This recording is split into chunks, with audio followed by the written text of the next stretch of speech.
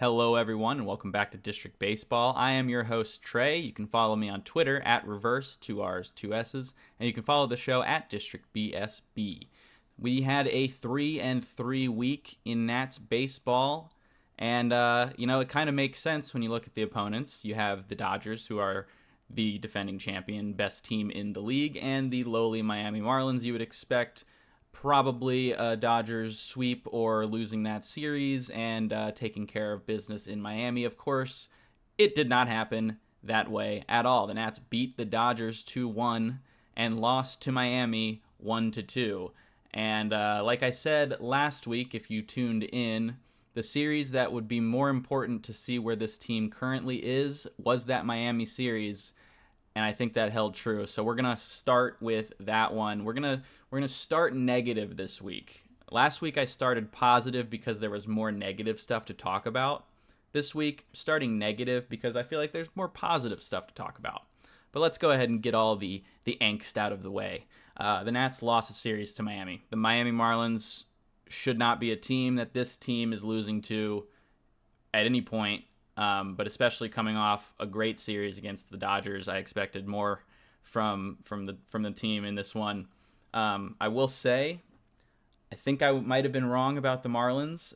I said last week that they are the worst roster in the sport, and I think I have to pass that moniker on to the Colorado Rockies, who did not score a run this weekend in San Diego. Yeah, the Marlins, those fish were fighting. Even the game that we won, they were battling. So, good on them, I guess. I'm not sure how sustainable that's going to be for the rest of the year, but definitely intrigued me a little bit this week. And I think it kind of comes down to how well their offense performed against the Nats pitching staff in general, but definitely against the bullpen. The bullpen had a really bad start, and then a really good stretch, and then another really bad series against the Marlins. Just not a good series at all for this pen. Specifically, the veteran additions over the offseason. Lucas Sims is a problem. I'm not really sure how long of a leash he's got because he just cannot get it done. He did not record an out on Sunday and gave up, I believe, 4 earned runs in the process. Jorge Lopez has looked okay at times this year, and other times has looked downright bad, like he did on Sunday. Just could not throw a strike, and then when he did, it got deposited into center field by Nationals fan Matt Mervis, which I wanted to touch on real quick. Matt Mervis was a Nationals fan. I heard this on the broadcast. This might be, I'm not sure, but this might be the first player that I can think of that genuinely grew up a Washington Nationals fan, not an Expos fan, Washington Nationals fan. So that's pretty cool. I really enjoyed that story. I didn't enjoy it as much when he hit his second homer of the series on Sunday, though, as a pinch hitter. Not as fun. But that's kind of cool. I think that might be the first player I could. And you guys tell me if I'm wrong. I'd love to hear it if I am. But I can't remember another time the broadcast specifically pointed out a guy who was a Nats fan who also, like a 2019 World Series Nats fan, like recent stuff. So that was kind of cool. But yeah, like I said, wasn't as cool when he was mashing homers against us. And that was also against Trevor Williams. Trevor Williams is regressing big time. It's still very early, so this could be a product of early season stuff, early season results, or early season luck. I wasn't expecting him to be a 2 ERA guy like he was in his 14 starts last season, but I wasn't expecting a 7 ERA either, so that's a problem as well. He already struggles to get through the lineup 3 times, so if he's not doing it at an efficient rate, then he's kind of pointless in the rotation. But right now, with the Nationals' injury troubles, he kind of has to be in the rotation. Obviously, DJ Hers is out for probably the whole year. I don't think they've even definitively said if he's going to get TJ, but it's like he's probably going to get Tommy John. So he's done for the year. And then obviously Soroka is out right now too. And so is now Orlando Ribalta out of the bullpen. This is a problem here. This is a real problem because This is another instance of Davies' bullpen mismanagement, getting a pitcher injured or hurting their ability later in the season. In this case, it's earlier in the season. Ribalta to the IL with a right bicep strain, because this was a stat that I saw. He threw more pitches in his outing against the Dodgers than he had ever thrown in any outing in his professional career to that point, which only topped one of his first outings of the year against Philadelphia, which was the previous record holder for his most pitches thrown in a professional outing. I don't know about you guys, but I don't think that we should be pitching a guy in April who has never thrown this many pitches in an outing 2 times in April. We're going to do that. That makes no sense. Just because you want to get an extra inning out of the guy, he threw 60 pitches in a relief appearance against the Dodgers before he got hurt. It can't happen. You can't, especially a young guy like this who is not, he's not an innings eater kind of guy. He's got stuff. He throws hard. He throws with max effort. Those are the kind of guys that are risking more injury. I'm not going to say that Davey hurt the kid, but there's other guys that have had issues like this too. Derek Law right now is on the injured list because he threw 90 innings out of the bullpen last year with a previous career high of 60. Kyle Finnegan basically every season ends up being completely useless by August because his arm is falling off. He threw 3 days in a row already this year, like freaking 60 pitches in those 3 outings, which he never does. Obviously, it worked and was kind of needed for the team to win. But like it's April and he's already thrown the most innings, the most pitches in the league. So in terms of the bullpen, most appearances, I believe, until this past series against Miami, which I think he only pitched. Did he even pitch in I don't even know if he pitched against the Marlins. But before that, he was leading the league in appearances, which is he's basically the only reliable reliever we have. So I kind of get it, because this bullpen was not built well, and in fairness to Davey, he's never really had a great bullpen on paper. I really can't think of one, honestly. Like, they haven't given him much to work with, but even still, what he has had to work with, if he finds a guy that's pitching well, he's going to drive him into the ground. And it's the same thing. It was Hunter Harvey last year. If you remember, he started losing effectiveness before being traded. He's on the injured list now. Mason Thompson, I don't even want to talk about him. It just makes me so mad the way he was handled. He's just gone. I don't know what his deal is at this point. And even Sean Doolittle in 2019 I think he had to hit the IL as well at a certain point because he had thrown so many pitches. I remember it was probably after that Mets series where he just was so ineffective because he was fatigued. He had thrown so many pitches. So this is not a one-off type of thing. It's you can't do. I get that he doesn't have the weapons that he needs, but you have to just eat it sometimes as a manager.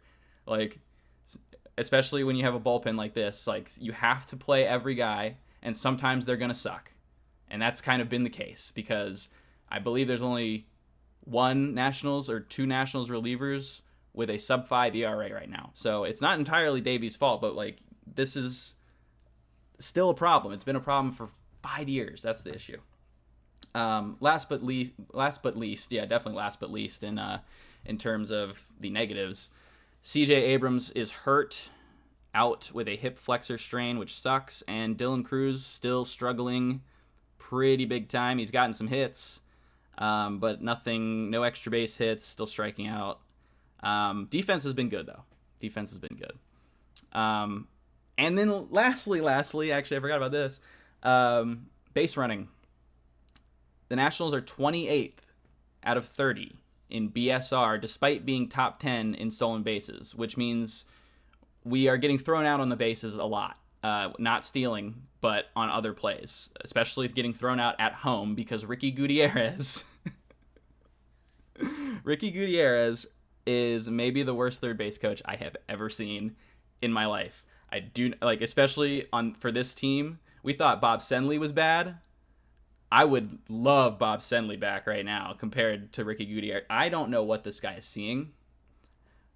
He has gotten a lot of runners thrown out this year, and I don't know what he's doing over there. Like, there's so many instances of him just like looking completely lost out there. Earlier this year, he was like, he held up Alex Call, then sent him, then held him again after he was already halfway to home. He got thrown out.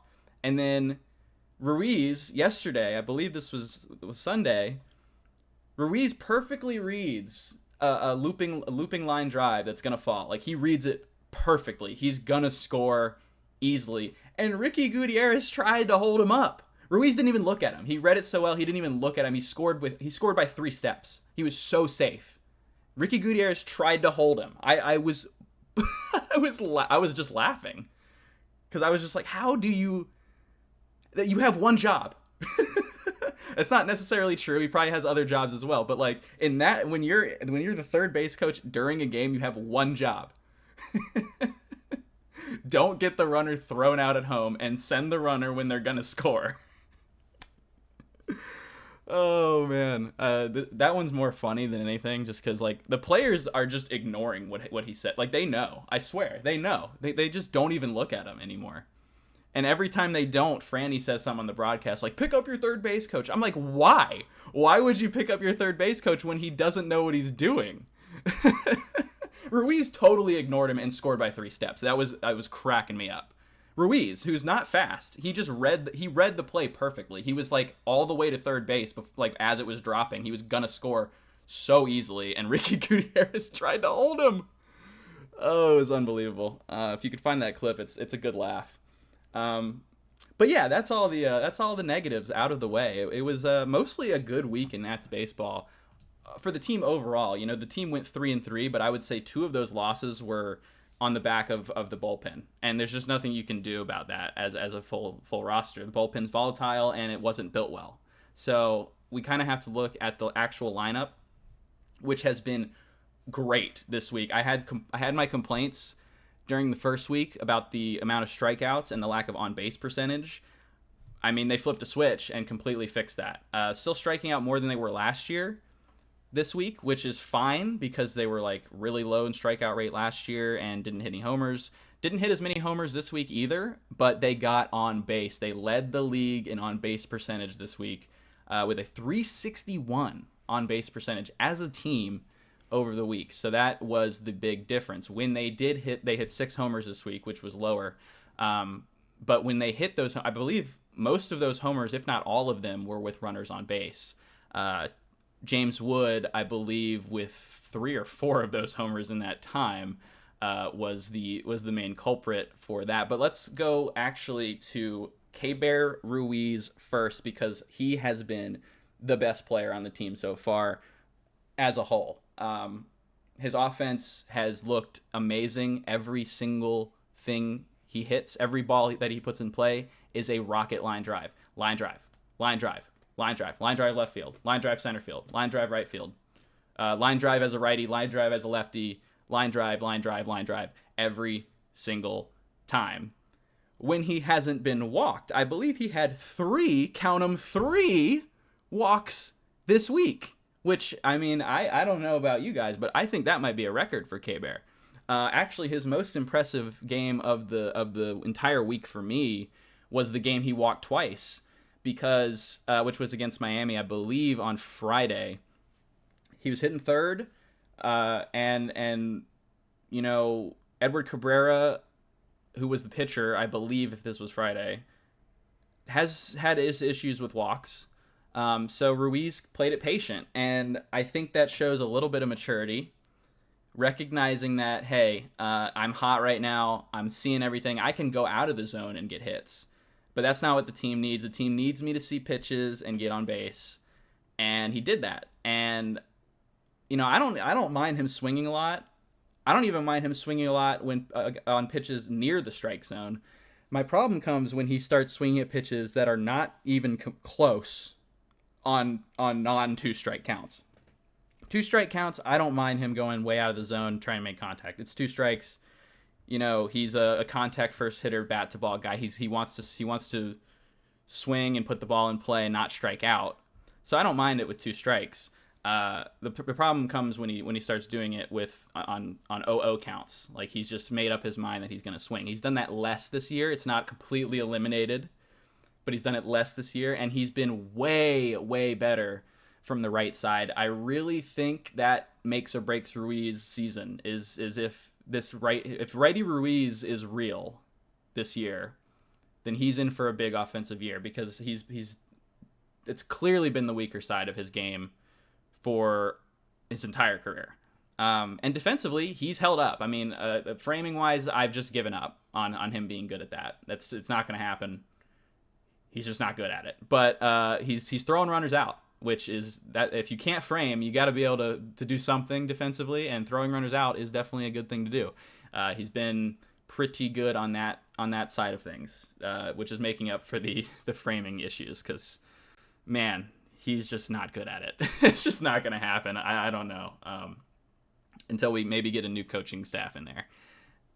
So I've given up on that aspect, but every other aspect of his game right now is clicking in full cylinder, and we've needed it.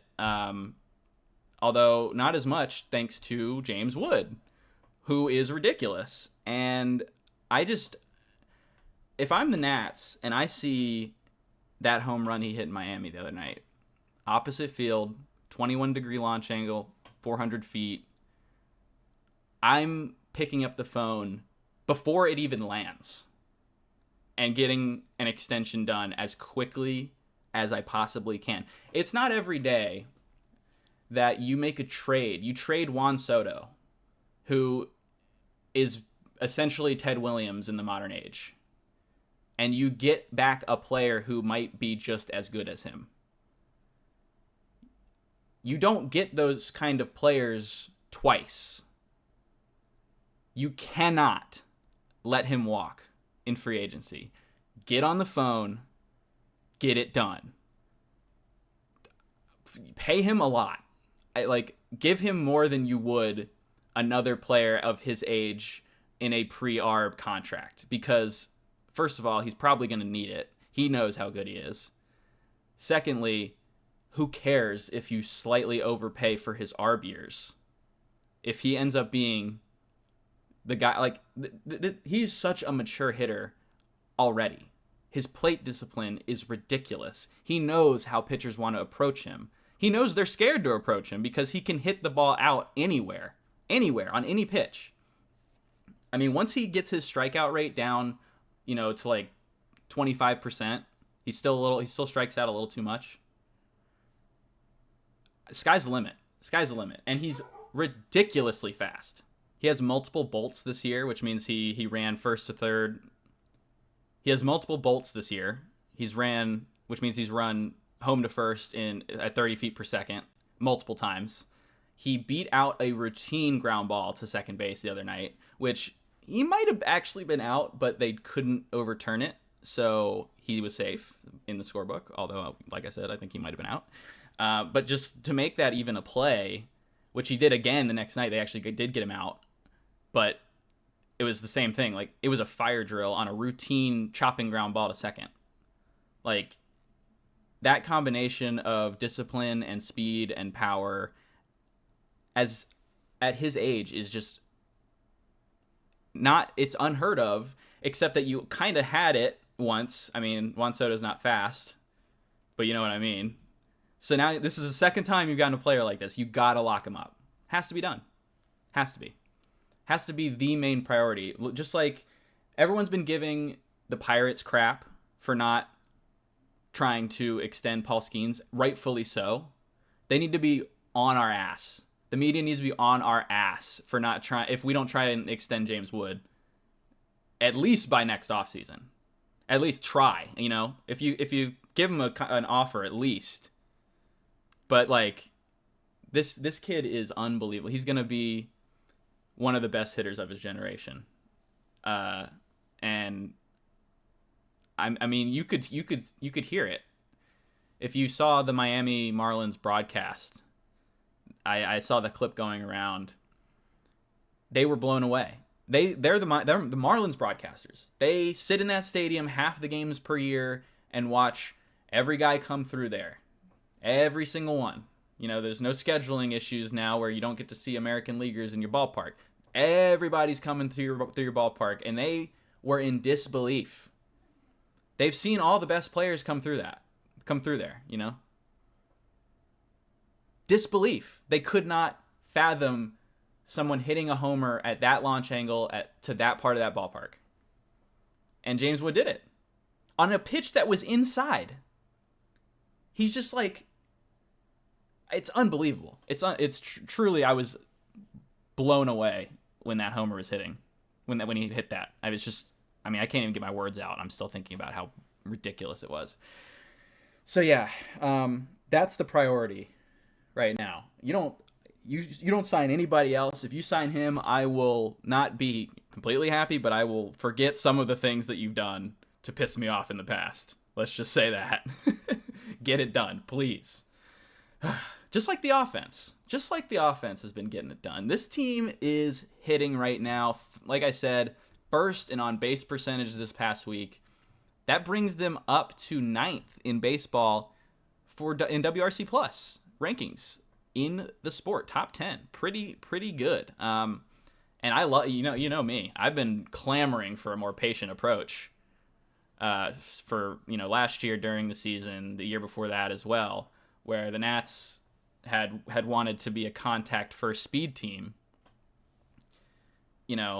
It can work, but it's rare, especially when you have guys coming up who have the ability to take pitches like James Wood.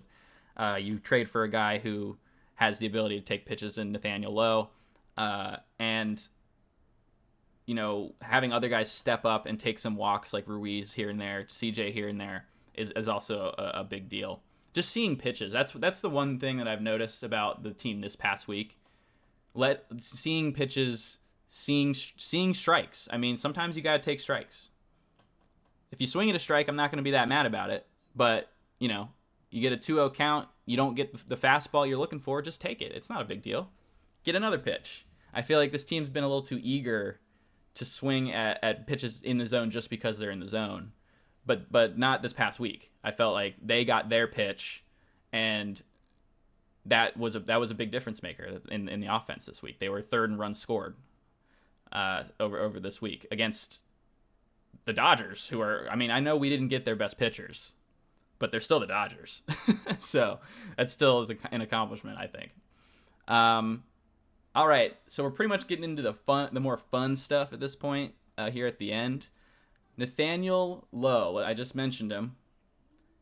Tummy ache survivor, people. This man had a tummy ache. His little tum-tum was hurting. He had some Pepto, but it didn't do enough, okay? They call on him. 8th inning. Bases juiced. Down 2. We say, man, I know. This is asking a lot, okay? But can we please ask you to hit a go-ahead double down the line after an 11-pitch at-bat? And Nathaniel Lowe says, hold my Pepto. Absolute baller status. Michael Jordan flu game? No. Nathaniel Lowe tummy ache game. Boom. Yeah, so Nathaniel Lowe, big at bat, obviously was. I don't think he was actually a tummy ache, but it's funnier that way. Comes in the 8th, hits. Mostly the thing that impressed me most was the at bat he put together. 11 pitches, I believe, fighting off tough one. Like, this was not an easy at bat for him to take.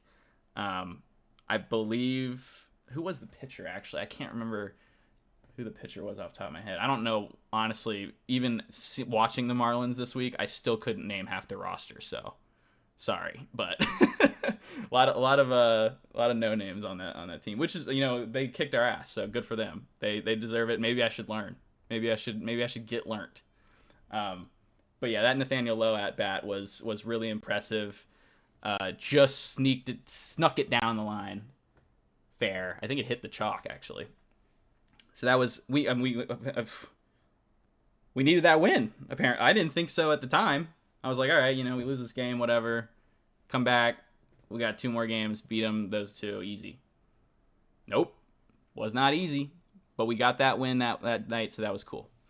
Alex Call, still doing his thing. Still just drawing walks. He's walking 23% of the time right now. That's a lot. That probably helped our on-base percentage quite a bit, having him in the lineup. There is a bit of a conundrum between what do you do when you have Call doing this and you have Cruz and Young just absolutely just sucking.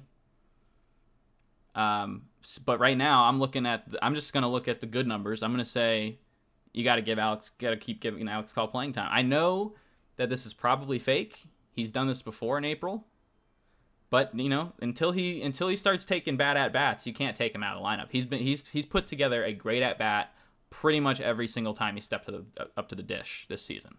So until he stops doing that, you really can't pull him out of the lineup. So good for Alex Call. I mean, hey, you don't get that many opportunities in baseball to get a spot, secure a spot. He's trying to make every effort he can to make this happen for himself. Respect it a ton because he's been grinding for years. So good for him.